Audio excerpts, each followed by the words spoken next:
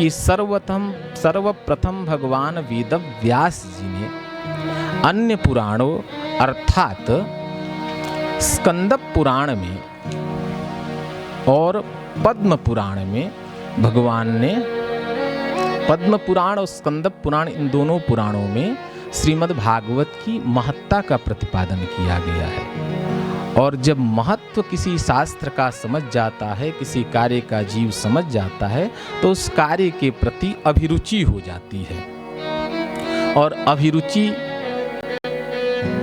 के कारण उस कार्य में हम सम्यक्तया विनियोग करते हैं, उससे युक्त हो जाते हैं। और जब युक्त होते हैं तो कार्य की सिद्धि शीघ्र होती है। इसीलिए विनियोग करने की परंपरा है, न्यास करने की परंपरा है।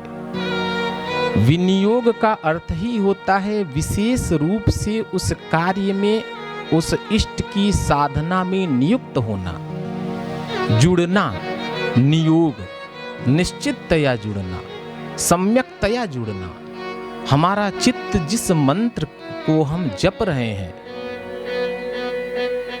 जिस मंत्र का हम चिंतन कर रहे हैं, जिस शास्त्र का हम श्रवण कर रहे हैं, उसमें यदि हमारी नियुक्ति सही तया है, सही तरीके से है, नियुक्त मेरा मन चित्त निरंतर उसमें है, तो उस फल की प्राप्ति अनंत होती है, उस फल की प्राप्ति पर्याप्त होती है।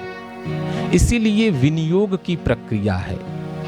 भगवान पतंजलि अपने शास्त्र में लिखते हैं, योग शास्त्र में,